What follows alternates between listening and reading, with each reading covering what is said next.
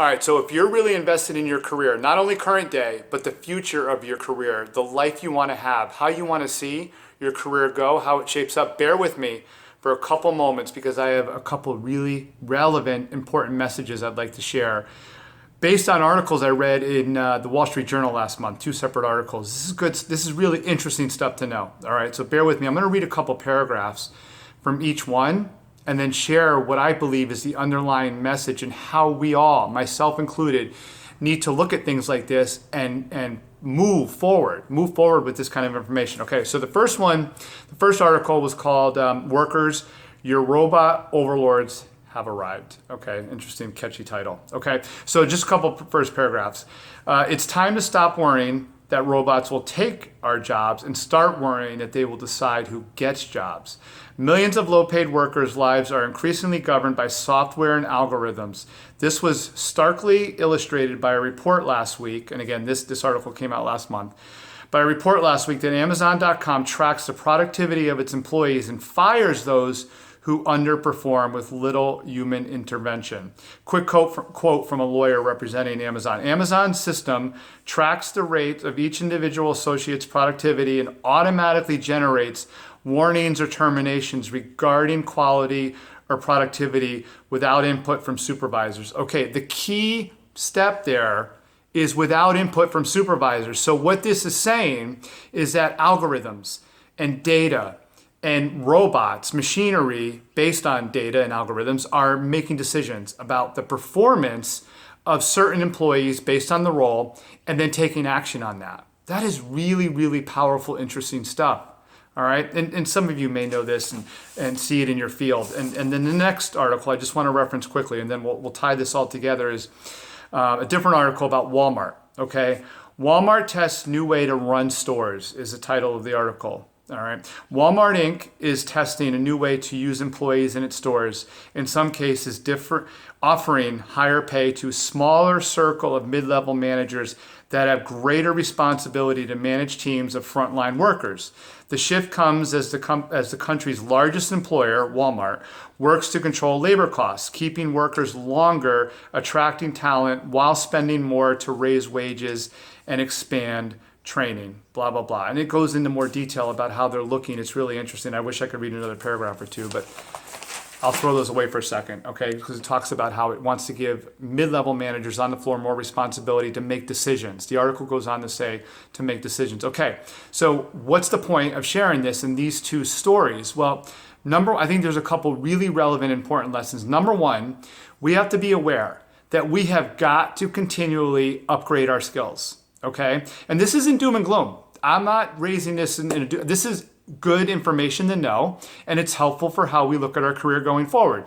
We need to raise and constantly evolve our skills, excuse me, in a way that's going to make us more valuable. Because as the Amazon article says, they're relying on technology more and more. Now, we know that in those fulfillment centers, Amazon is, technology plays a huge role. There's still a need for people, but probably in another 5 years, technology will have an even bigger role. And I fully acknowledge this is one space, one niche. This is retail, fulfillment, and fulfillment centers. So it's not relevant quite apples to every job out there. I totally get that. But the point being, technology and algorithms have a huge impact on almost all industries today.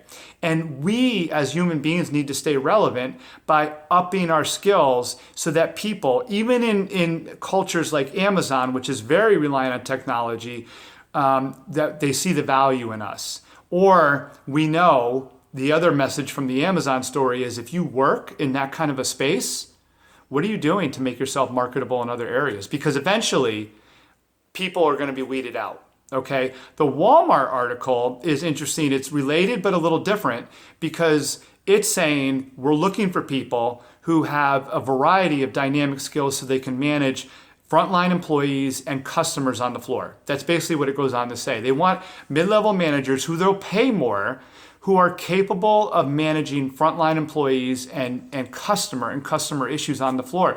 That's super important and very insightful and interesting to know. They are acknowledging The people who are capable of of connecting with customers, of relating to and managing frontline employees, of resolving problems, using their common sense, their good judgment to connect with people, to solve problems, are going to have more opportunity and get paid more. So again, this kind of news really, it highlights and illustrates what we need to do. We need to have our eyes open to the fact that we constantly need to upgrade. And I'll say this, I'll wind down with this. And I hear varying opinions on this. I don't think we need, you, me, those in our circles, need to become great at 15, 20 different skills. Some I've heard argue that you should, especially in this market economy landscape. It's good to have, be like a Swiss Army knife. And there's probably some validity to some of those points. I personally believe, though, become great, really good, a difference maker, a linchpin, a problem solver at one or two things in particular that make you high value, that are going to draw people to you because they're going to need and want either you, your talents, or your services. And pay will, the cost of it will almost be negligent. It'll be irrelevant, I should say, because they're going to need and want whatever it is you're offering. I think be great at one or two things. And I want to be great at teaching people how to be great communicators so that others will come to and rely on me to help them do that.